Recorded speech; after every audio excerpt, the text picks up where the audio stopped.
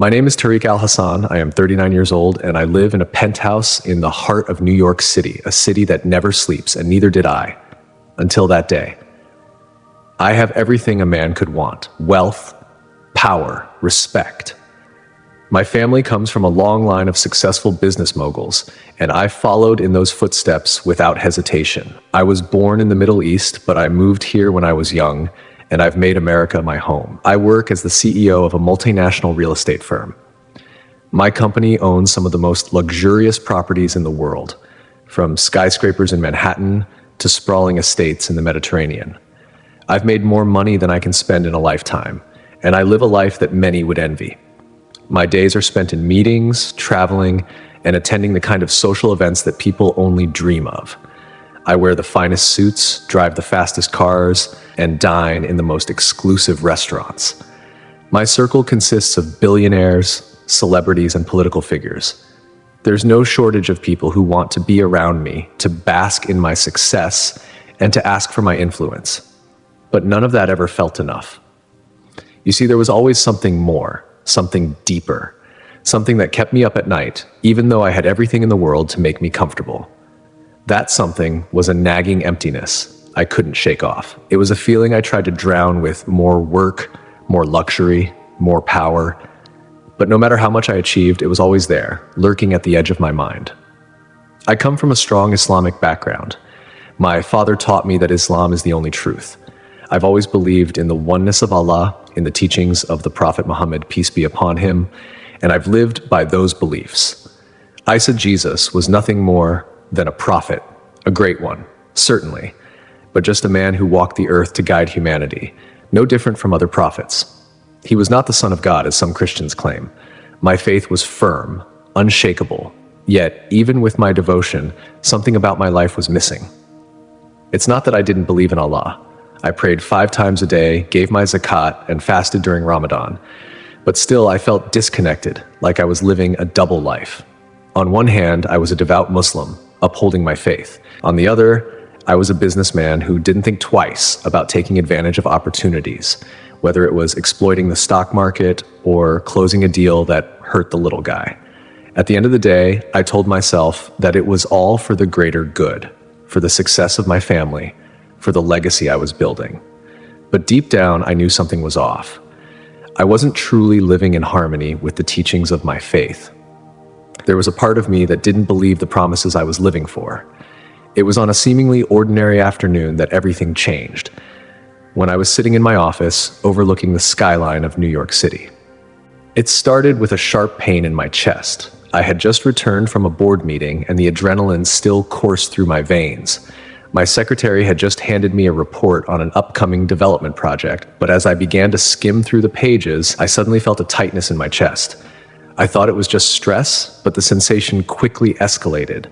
My vision blurred and a cold sweat broke out on my forehead. I stood up, hoping it would pass, but instead I staggered backward, my knees buckling beneath me. The world seemed to tilt and spin, and I could hear my heart pounding in my ears. I tried to call for help, but no words came out. My body refused to cooperate. As I collapsed onto the floor, I heard someone rushing in. It was my assistant, Nora, who had been with me for years. She was panicked, her voice distant but urgent. "Mr. Al-Hassan! Mr. Al-Hassan, stay with me." I tried to respond, but I couldn't. My chest felt like it was being crushed. I felt like I was suffocating, like the very life was being ripped from me. The edges of my consciousness began to fade, and just as I thought I would slip into oblivion, I heard Nora scream into her phone, "Call an ambulance, now!" And then everything went black. When I awoke, I was no longer in my office. The sterile smell of a hospital room filled my nostrils, but something was different. The air seemed thick, charged with a presence that I couldn't understand. I was disoriented, my thoughts foggy, as if I had just emerged from a dream. But I didn't feel like I had just been in a hospital bed. I felt like I had crossed over to some other realm entirely. I tried to sit up, but my body was weak, as if it had been drained of energy. I looked around, and that's when I saw them. They stood before me, towering figures of light. Their forms were vague, almost shimmering, like they existed in a space that wasn't quite the same as ours.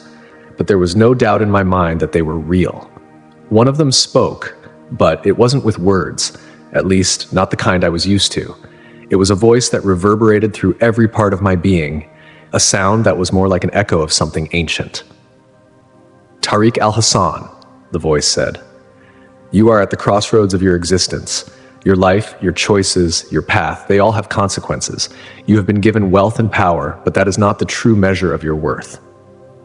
I felt an overwhelming wave of emotion, as though the very core of my soul was being seen, laid bare before this being. It was unlike anything I had ever felt before.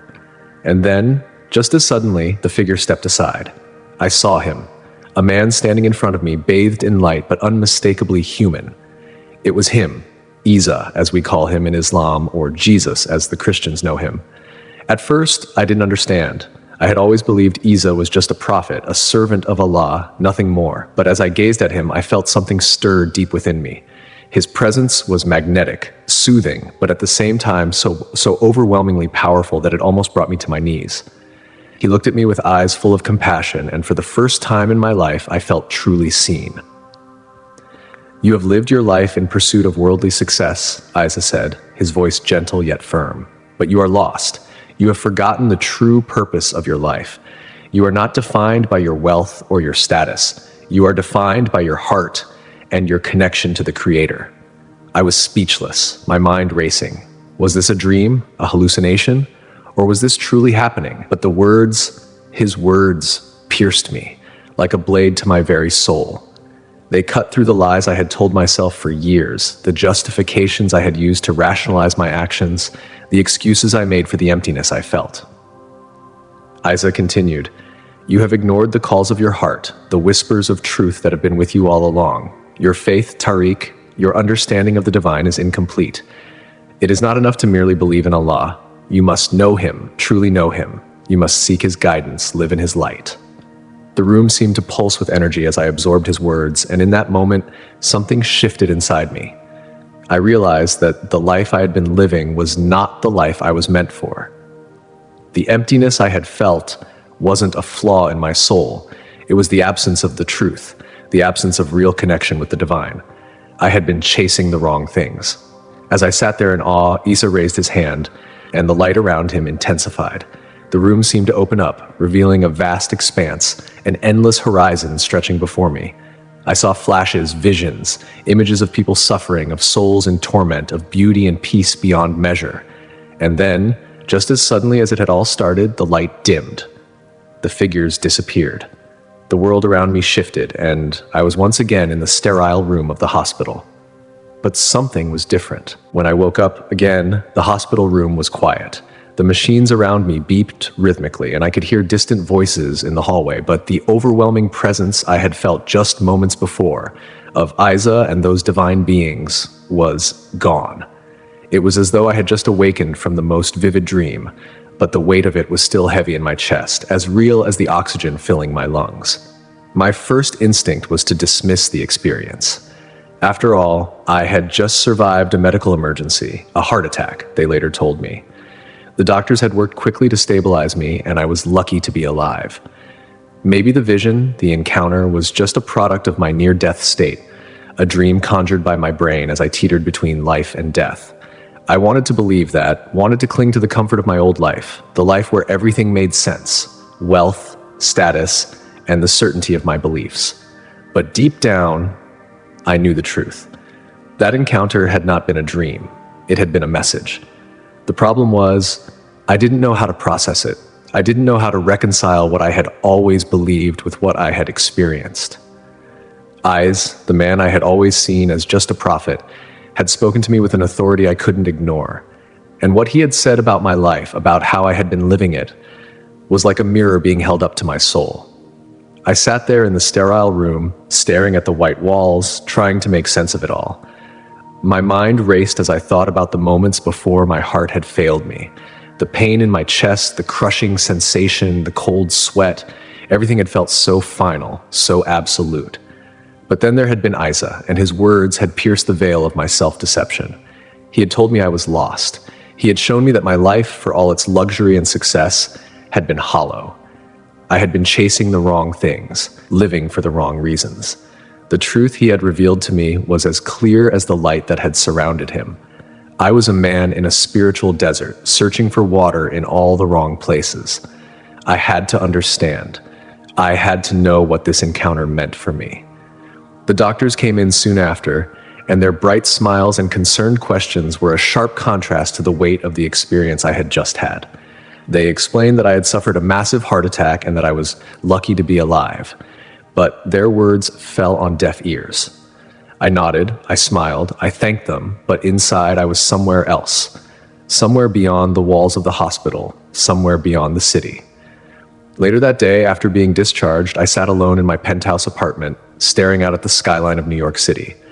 The sun was setting, casting a golden glow over the city, but all I could see was darkness, the void of confusion, the empty spaces where my faith used to be.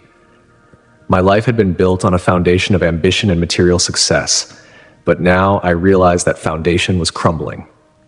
I stood up, pacing back and forth in my living room. The silence was deafening. My thoughts were a whirlwind, chaotic and relentless. How could I face the world with this new understanding? How could I tell my family, my friends, the people who depended on me, that I had seen Isa and that the very foundation of my beliefs was now in question? I had spent my entire life building a life of wealth and power, a life of certainty. Islam, for me, had always been a pillar of that certainty. I had always believed that Isa was just a prophet, a great one, certainly, but just a man, a servant of Allah. But now, after what I had experienced, I wasn't so sure. Could he be something more? Could the teachings I had lived by be incomplete? I couldn't deny the truth that had been revealed to me. The love, the peace, the overwhelming presence of something greater than myself. It had shaken me to my core. But if I accepted that, if I truly embraced that truth, then everything would change. My business, my wealth, my relationships, they would all be affected. The people in my life would question my beliefs, my motivations. I couldn't simply return to the man I had been. I couldn't just go back to the life I had known, the life that had once felt so secure. I had seen something beyond this world, something beyond the material success I had fought so hard to achieve. I had seen the truth, and I couldn't ignore it. The problem was, I didn't know what to do with that truth. I needed answers. I needed guidance. But where could I find it? I had always trusted in the teachings of Islam. My faith had always been unwavering, even if I had neglected its deeper truths. But now I had questions, big questions, questions that went to the very heart of who I was meant to be. I picked up my phone and dialed the number of my imam, Sheikh Abdullah, a man I had known for years. He was one of the most respected religious leaders in the city, a man who had always been a source of wisdom for me. But now I wasn't sure what I was going to say. I wasn't sure how to explain what had happened to me or what it meant for my faith. When he answered, his voice was warm and familiar. "Assalamu alaikum, Tariq. How are you feeling?" I could hear the concern in his voice, and for a moment I didn't know how to respond. How could I explain what I had experienced? How could I explain that I had met Isa, that I had felt the truth of his presence, and that everything I had believed before was now in question? "Assalamu alaikum, Sheikh Abdullah," I finally managed to say. "I need to speak with you. I need guidance." The days following that phone call felt like a blur. Every minute stretched, and every thought dragged me deeper into the chasm of doubt and confusion. I had never been one to question my beliefs. Islam had been my compass, my foundation. I had lived my life according to its teachings, certain in my understanding that Isa was a prophet, a servant of God, and that nothing more was needed. But now, after my near-death experience, the world felt different. Every prayer I said felt empty, disconnected. Every verse I recited seemed distant. The certainty I had once carried like a shield had evaporated, replaced by a profound uncertainty. And in the middle of this confusion, one name echoed louder than any other: Isa. I had promised myself that I would speak to Sheikh Abdullah to find some clarity, but the weight of what I had experienced made me hesitant. How could I explain to him what had happened? How could I make sense of an encounter that defied everything I had been taught? On the evening of the meeting, I walked into the mosque with a heaviness in my chest. The familiar scent of incense, the sound of the muezzin calling for prayer, the sight of the worshippers kneeling, it was all the same. Yet everything felt different to me now. It was as if I was seeing the world through new eyes, eyes that had glimpsed something beyond the physical realm. Sheikh Abdullah greeted me at the door with a warm smile, his face etched with the wisdom of many years. "Tariq, my child," he said, his voice full of warmth. "It is good to see you. Come, sit. You have much on your heart, I can tell." I nodded and followed him into his office, a small room adorned with bookshelves filled with religious texts, the walls lined with images of famous Islamic scholars and saints. It felt like a sanctuary, a place where questions could be answered, where guidance could be found. As I sat down, I felt the weight of the moment pressing down on me. How could I put into words what I had experienced? How could I make sense of the visions, the love, the overwhelming sense of truth that had flooded my heart? Sheikh Abdullah sat opposite me, his eyes kind but keen. He said nothing at first, allowing the silence to stretch between us. It was a silence that felt heavy with expectation. Finally, I spoke. "Imam," I began, my voice faltering, "I have come to you because I am lost. I don't know what to believe anymore. What I experienced, it wasn't a dream. It was real. I don't know how to explain it, but I met Isa." The Sheikh's expression did not change, but I saw a flicker of something, concern perhaps, or curiosity in his eyes. He leaned forward slightly, his voice gentle. "Tell me, Tariq, what do you mean by that? How did this happen?" I took a deep breath and began recounting the events of the past week. The heart attack, the dark tunnel, the presence of Isa, the divine love, the overwhelming truth. As I spoke, I could see the Sheikh's brow furrow slightly, his lips pressed together in thought. He listened intently, his eyes never leaving mine. When I finished, I fell silent, waiting for his response. I didn't know what I was expecting. Maybe reassurance, like maybe a quick explanation that would make sense of everything. But instead, there was a long pause. Sheikh Abdullah finally spoke, his voice steady, but carrying a weight of authority. "Tariq, what you have experienced is not something that can be explained easily. Many of the greatest scholars have written that true encounters with the divine, with those who are close to Allah, can sometimes transcend the boundaries of the physical world. But these experiences are rare, and they are not always what they seem." I looked at him, confused. "What do you mean, Imam?" I felt Isa's presence. I heard his voice. He spoke to me as if he knew me. He told me I was lost. The Sheikh's eyes softened. "Tariq, my child, the experience you describe is real, whether in the physical realm or the spiritual. But we must be cautious. Many people throughout history have claimed to have had similar encounters, and some of them were led astray. There are those who would use such experiences to deceive. We must ask ourselves, what is the message? What is the truth that it brings?"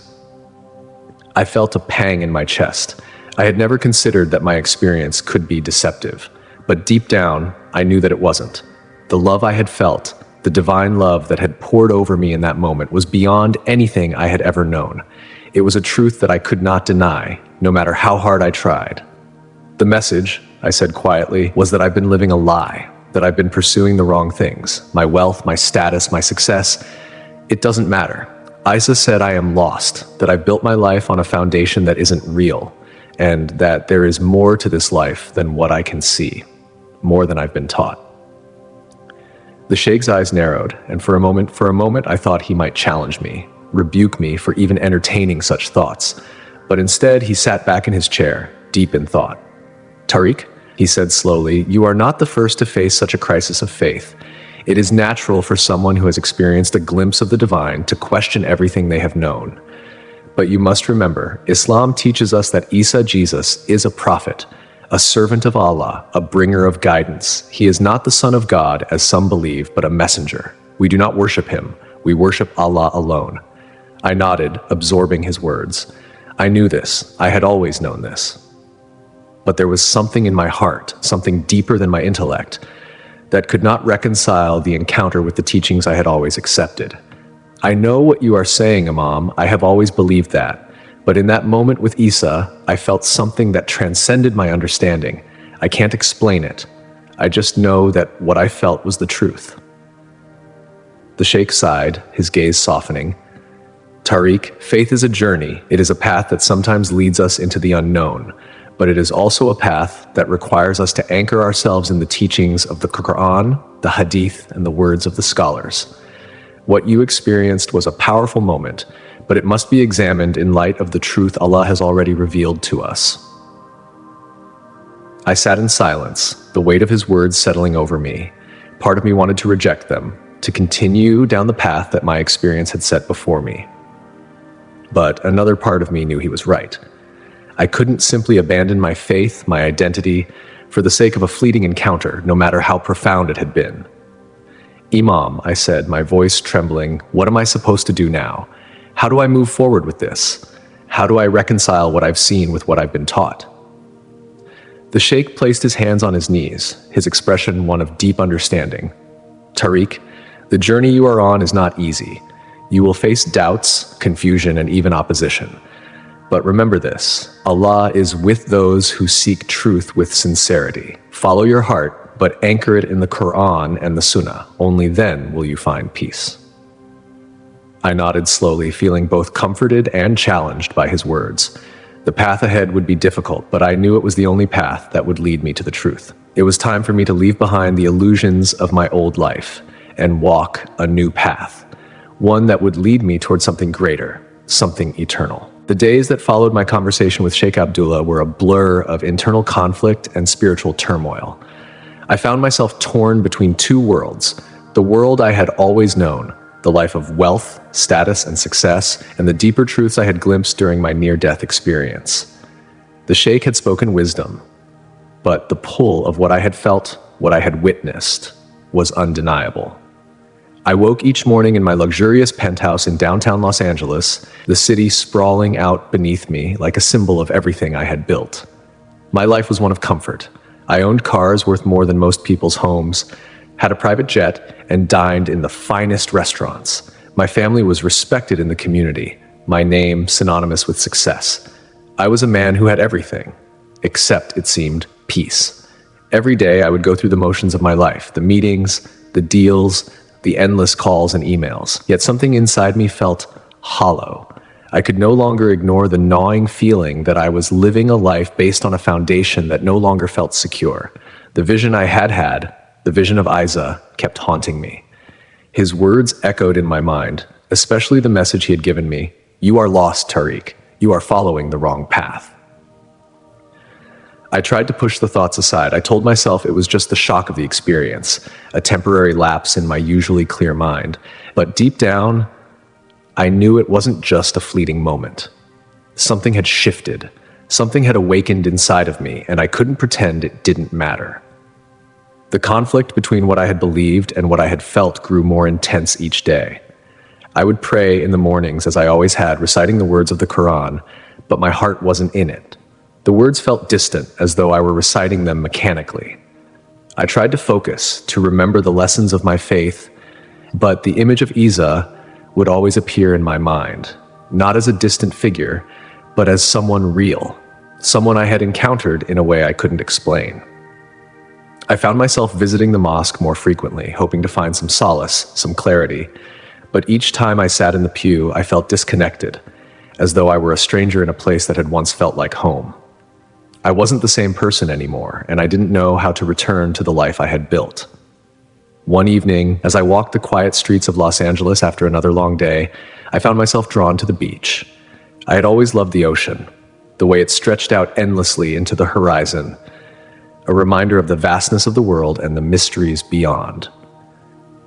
I stood at the water's edge, feeling the cool breeze brush against my skin, my thoughts a whirlwind of confusion and fear. It was in this moment of solitude that I felt the pull again, the pull of something greater than myself. I closed my eyes, letting the sound of the waves wash over me, and in that quiet I heard a voice, a whisper, soft yet clear. "Tariq." The voice wasn't external. It wasn't coming from someone beside me. It was in my heart, in my soul. And it wasn't the voice of Isa, but something deeper, something ancient. It was as though the voice was calling me to look deeper within, to question everything I had known. "Who are you?" I whispered to the ocean, my voice trembling. "What do you want from me?" The waves crashed against the shore, and for a moment I felt an overwhelming sense of peace. I stood there for what felt like hours, lost in the stillness, waiting for an answer. But there was no more voice, no more message. only the calm of the sea, the gentle rhythm of the waves. When I returned to my penthouse that night, I felt a renewed sense of purpose, but also more confusion. What was I supposed to do with the experience I had had? How was I to reconcile my past with the new path I was being called toward? My heart was torn between two worlds, and neither seemed to offer the peace I so desperately sought. The following morning, I met with my family at breakfast. My wife, Layla, and my two children, Omar and Amina, were all there, the same as always. Layla, ever the picture of elegance, greeted me with a smile, but her eyes were sharp, always aware of the shifting currents beneath the surface. "Tariq, are you okay?" she asked, her voice tinged with concern. "You've been distant lately. Is something wrong?" I hesitated, unsure of how to explain what I was feeling. How could I tell her that the life we had built together no longer felt right? How could I tell her that I had seen something beyond our reality, something that made everything I had fought for seem insignificant? "I'm fine," I said, forcing a smile. "Just tired. It's been a long few weeks." Layla looked at me carefully, her eyes searching my face. "You know, you don't have to carry everything on your own. We're in this together. Whatever it is, we can handle it." But I couldn't share it with her, not yet. She would never understand. She had never questioned anything the way I had. To her, the world was simple, clear-cut. But to me, everything was now shattered, a jigsaw puzzle with pieces that no longer fit together. As I ate breakfast, I could feel the weight of the world on my shoulders. The weight of a life I had built on a foundation of material success, but which now seemed fragile, hollow. My thoughts turned to the Sheikh again, to the advice he had given me. Follow your heart, but anchor it in the Quran. I had tried to follow my heart, but it had led me into unknown territory, a place where my beliefs were being challenged in ways I hadn't anticipated. That night, after everyone had gone to bed, I found myself pacing the floors of my penthouse, unable to sleep. My mind was racing, my heart pounding in my chest. I couldn't continue living like this, torn between two worlds, two identities. Finally, I sat down at my desk, opened my laptop, and began to search. I searched for anything that could offer clarity, anything that could explain what I had seen. I found videos, articles, testimonials of people who had experienced similar encounters. Some spoke of meeting Isa in visions, others described encounters with angels, with God. I read each story with growing desperation, searching for something that would make sense of my experience, but nothing did. Each story seemed both familiar and foreign. Each one a reminder that I wasn't alone in my confusion, but that didn't make it any easier to bear. As the night stretched on, I realized something profound. I was no longer the man I had been. The path I was walking had changed, and I had no idea where it would lead. But there was one thing I knew for certain. I could not go back to the life I had lived before. I had to find the truth, and that truth would lead me somewhere new, somewhere I couldn't yet see. Days passed in a haze of uncertainty. The call to explore my newfound spiritual questions only intensified. Every day, as I walked through the streets of Los Angeles, I felt the suffocating weight of my past success, my wealth, and my position in the community, pressing in on me. I had everything, yet it all felt increasingly meaningless. The joy I had once found in power, luxury, and recognition had dissolved into a quiet emptiness. I began to spend more time alone. My visits to the mosque became frequent, but still, I felt disconnected. I would pray, recite the Quran, but the verses that once filled me with purpose now seemed distant, their meaning blurred. It was as if I was a visitor in my own life, unable to fit into the skin I had worn so comfortably for so many years. One evening, I found myself once again on the beach, drawn to the crashing waves, the smell of salt in the air. There, amidst the endless stretch of ocean and sky, I sat in silence, seeking clarity. My mind swirled with questions that had no simple answers. What had I experienced during that near-death moment? What had Isa truly meant when he appeared to me? What was I supposed to do with the message I had been given? It was as though the very elements of the earth were alive, as though they were urging me to listen, to look deeper, to seek understanding. And that's when it happened. I closed my eyes, allowing the sounds of the ocean to fill my senses. Then, out of nowhere, a profound calm washed over me, and a sense of peace, unlike any I had ever known, flooded my chest. For a moment, it was as if time had stopped, I felt an overwhelming presence, as if I were not alone, but surrounded by something beyond this world. In that moment, I felt him. It wasn't a vision in the traditional sense. It wasn't an image I could describe or a voice I could hear audibly. It was deeper than that. It was as if a part of my soul was being addressed directly, beyond the realm of sight or sound. I felt the presence of Allah, and I felt Isa, but not as the prophet I had always understood him to be. No, this was different. The presence of Isa was not distant. It was personal. It was real. Tariq, the voice whispered, not in words, but in the deepest recesses of my heart. You are at a crossroads. You are being called to something greater. The truth lies beyond the walls you've built around your heart. For the first time, I truly understood what the Sheikh had meant when he spoke of truth. It was not merely knowledge. It was not merely faith. It was a deep, transformative experience that took me beyond the surface and into the very heart of existence. Isa, in that moment, stood before me, not as a distant historical figure, but as someone real, someone who had come not just to deliver a message, but to offer me the chance to transform. It was as though he had always been with me, but I had never truly seen him. Tariq, your heart is heavy with the weight of the world, but it is not too late to choose the path of light. You have been blinded by the illusions of this world, by wealth, by status, by your need for power. Let go of these chains. Seek peace, seek clarity, seek the truth that I have shown you. The words were not just spoken to my ears, they penetrated the very core of my being. It was a message of deep love, but also of profound truth, a truth that felt at once comforting and challenging. It was as if the veil between this world and the next had been lifted, and I could see beyond the material into the divine reality that I had so long ignored. Isa continued, his voice like a whisper in the wind. You have known the truth of God's oneness, Tariq. You have followed the teachings of Islam, but there is a deeper truth, a truth that connects all faiths, all souls. The message of love, compassion, and forgiveness is not bound by human limitations.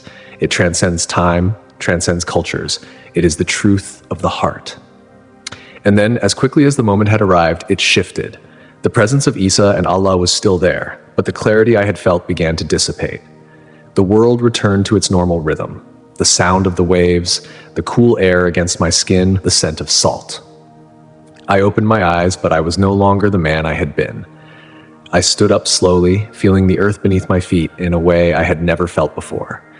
The air seemed fresher, the ocean more vibrant, as if the entire world had shifted. I wasn't sure what had just happened, but I knew I was different. The weight I had carried in my chest had lifted, replaced by something that I couldn't yet fully comprehend, but that I knew was important. I spent the next few days in a daze, unsure of how to process what I had experienced. I tried to return to my regular life, to my meetings and my family, but nothing felt the same. The business deals that had once consumed me now seemed trivial.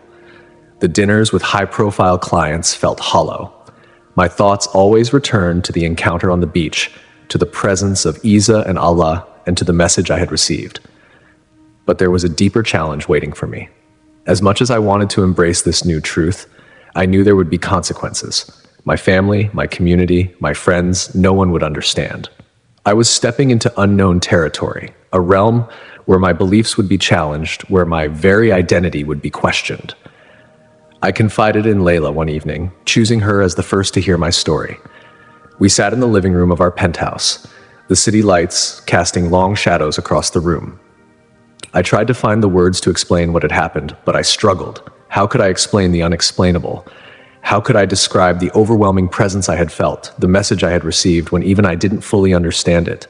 I've had an experience, Layla, I began, my voice trembling. An experience that changed everything. She looked at me, concern written on her face. Tariq, you're scaring me. What do you mean? I met Isa, I said, the words feeling strange even as they left my mouth. I met him, not the way we've been taught, not as just a prophet, but as someone real, someone who is trying to show me the truth. Layla's eyes widened in disbelief. What are you talking about? Isa is a prophet. You can't say these things, Tariq. People will think you've lost your mind. I'm not saying he's anything other than a prophet, I replied, trying to gather my thoughts. But I felt him. I felt his presence, and I know now that there's more to the truth than I've ever realized. The silence that followed was heavy. Layla didn't know what to say. She looked at me as if I were a stranger, and in some ways, I felt like one too. The man she had married, the man who had built empire, who had always been so sure of himself, was no longer the same. I could see the fear in her eyes, and I knew that this would be a turning point. I was no longer the man I had been. In the days that followed, I found myself caught in a storm of emotions and thoughts. My encounter with Isa, the spiritual awakening that had shattered the very foundation of my beliefs, lingered with me constantly. I couldn't escape it. The clarity, the sense of love and peace that I had felt still whispered in the deepest parts of my mind, urging me to change, to look beyond the limitations I had imposed on myself and the world. But as much as I longed for this truth to be my guiding light, I was also terrified of the consequences. Layla's reaction, though filled with concern, was a mere reflection of the larger fear I carried. How could I explain to my community, my friends, my colleagues, my associates, that everything I had believed, everything I had built my life around, was being questioned? My position in the Muslim community was not something I could easily relinquish.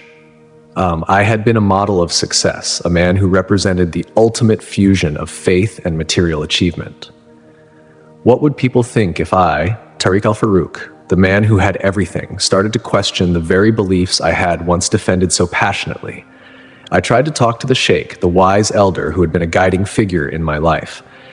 But even as I approached him, I found myself hesitating. How could I tell him about my experience? How could I explain that the message I had received was not just from Allah, but from Isa, someone whom I had always regarded as a prophet, but now seemed to be calling me to something deeper? One evening, after a long day of meetings and negotiations, I made my way to the mosque, hoping to find some clarity. The call to prayer echoed through the city streets, reverberating in my chest. As I entered the mosque, I felt the familiar weight of tradition settle over me, like a cloak that had once fit perfectly, but now felt too tight, too constricting. I knelt for prayer, but my mind was far from the words I recited. The same vision of Isa, the message of love and forgiveness, played in my mind like a movie on repeat. Was this a test? Was this a trial from Allah, or was it a sign that I had strayed too far from the true path? When I finished, I stood to speak with the sheikh, my heart pounding. He was sitting in his usual corner, quietly reading from the Quran as he always did after prayer. I approached him cautiously, unsure of how to begin.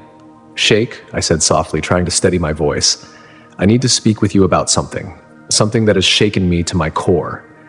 The sheikh looked up, his eyes kind and steady as they always were. He motioned for me to sit beside him. "What troubles you, my son?" I took a deep breath. I had an experience, a spiritual experience, one that I cannot explain. I believe I met Isa not as a prophet, but as someone who is real, someone who is trying to show me something. I don't know how to make sense of it. I'm confused. The sheikh was silent for a long moment, his gaze never leaving me. He studied me as though looking deep into my soul, as if he could see the storm within me. "Tariq," he said finally, his voice low and filled with wisdom, "I have known you for many years. I have watched you grow, not only in wealth but in your faith. But now you stand at a crossroads, and this is a test. It is easy to be blinded by the illusions of this world, by the comforts and luxuries that surround you. But you must ask yourself, what do you seek? Is it truth or is it power?"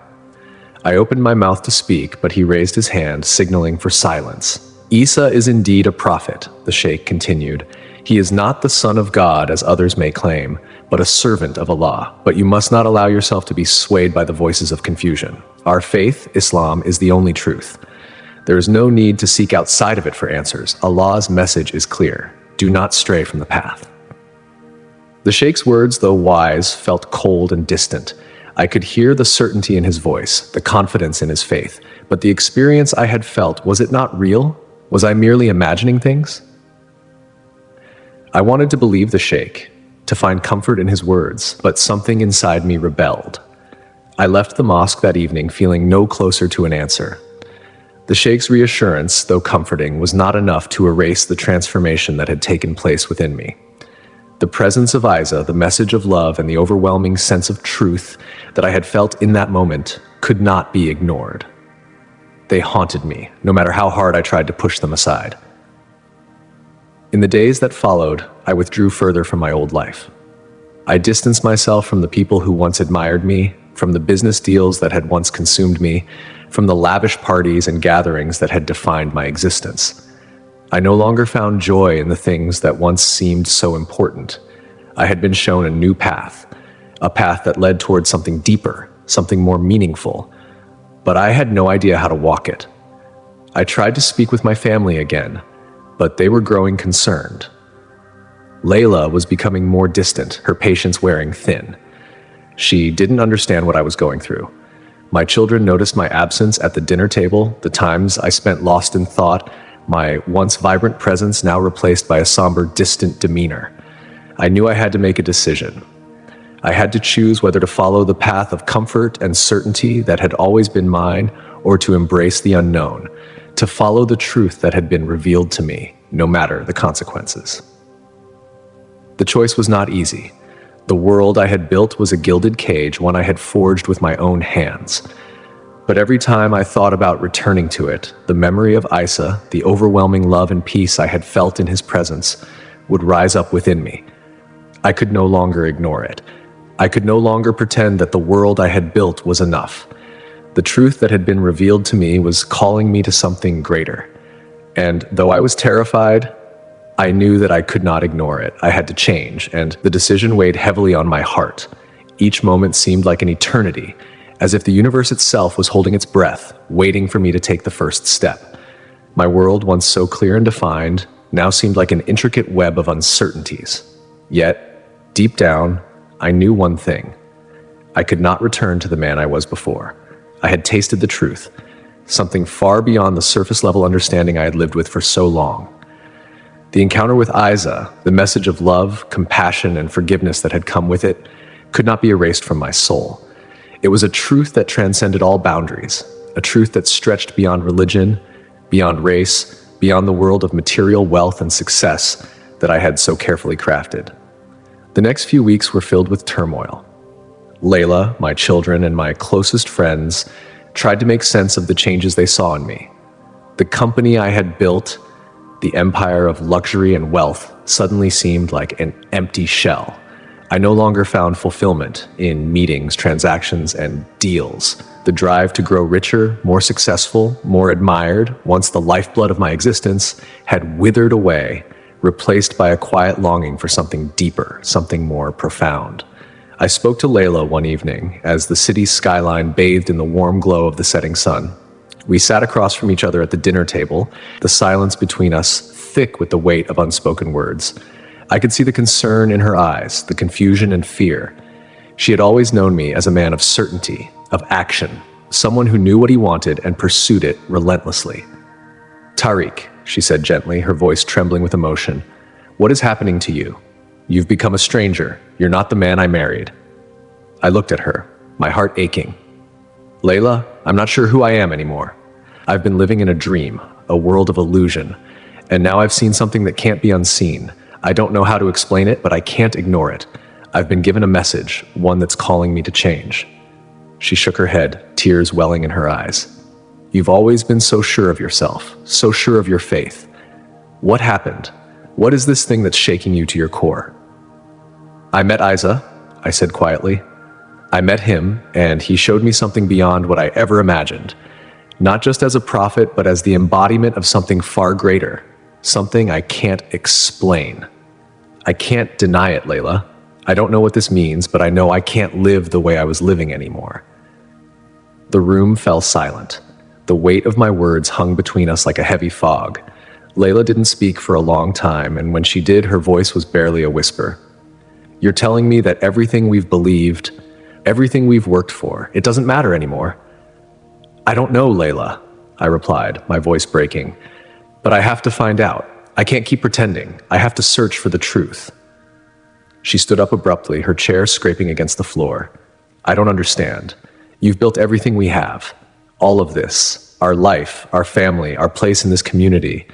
And now you want to throw it all away?" I stood as well, my hands trembling. I'm not throwing it away, Layla. I'm finding something greater, but I can't do it alone. I need you to understand. I need your support. Her eyes were filled with pain, and I could see the anger brewing beneath her surface. She had always been strong, independent, and she couldn't comprehend the transformation I was going through. To her, everything that had defined our lives was now crumbling. The wealth, the success, the security, all of it felt like a house of cards, ready to fall. I don't know if I can support this, she said quietly, her voice cold. I don't know if I can be a part of this, whatever it is you're becoming. Her words hit me like a physical blow. I wanted to argue, to convince her, but deep down I knew this was not something I could make her understand. This was a journey I had to take alone, no matter how painful it was. As the days passed, the distance between Layla and me grew. I spent more time in solitude, reflecting on the path that lay before me. I knew that my transformation was not just a personal journey, it was a spiritual revolution. And revolutions were rarely without cost. I reached out to the people who had once been closest to me, my friends, my business partners, but the reactions were not what I had hoped for. They ridiculed my doubts, my crisis of faith. To them, I was abandoning everything that had made me who I was. The model of success, the proud Muslim businessman, the embodiment of the American dream. I had everything anyone could ever want, and yet I was walking away from it all. One evening, as I sat alone in my penthouse, the city lights flickering outside, I realized the full weight of what I was about to lose. The wealth, the fame, the accolades, all of it would likely slip away as I chose a path that few would understand. But beneath that fear, beneath the doubt and the loneliness, there was a sense of peace, a quiet knowing that this was the right choice. The phone rang, pulling me from my thoughts. It was my brother, Kareem, the only one in my family who hadn't abandoned me in my time of uncertainty. He had heard of my struggles and wanted to talk. We hadn't spoken much lately, but I had always admired Kareem's ability to stay grounded despite the chaos around him. "Are you okay?" he asked when I picked up. "Layla's been calling me, worried sick about you." I'm not okay, Kareem, I admitted, my voice strained, but I will be. I'm searching for something I can't explain, and I think it's leading me somewhere beyond all of this. "I don't know what's going on, Tariq," he said softly. "But whatever it is, you have to understand that you're not alone. I'm here for you, no matter what." His words brought a sense of relief that I hadn't felt in weeks. For the first time in a long time, I didn't feel completely isolated. The journey ahead would be difficult, but perhaps, just perhaps, I wasn't as alone as I had thought. In the days that followed, I began to let go of the old life that had once defined me. I sold my properties, cut ties with old business partners, and stepped away from the empire I had worked so hard to build. It was a process of stripping away the layers of identity that had been so tightly bound to my ego. And yet, despite the loss, something began to shift within me. I found peace in the quiet moments of reflection. I sought knowledge, not just from the Quran, but from other spiritual teachings. I began to understand that truth, love, and forgiveness were not limited to any one religion. Isa, as I now saw him, was not just a figure of the past. He was a living embodiment of the love and grace that transcended all of us. The transformation wasn't instant. There were moments of doubt, moments when I questioned my decision. But with each passing day, I grew stronger in my belief that this new path, this path of truth, love, and spiritual awakening, was the right one for me. As I stood on the threshold of a new life, I realized that I was not the same man who had once stood on the mountaintop of success. I was someone else now, someone who had faced the depths of fear and doubt, only to rise with a new purpose. And though the road ahead would be fraught with challenges, I knew that the truth I had found was worth any sacrifice, any loss, and any hardship. For the first time in my life, I had found something that money, power, and success could never buy: peace. And that peace was more valuable than all the riches in the world.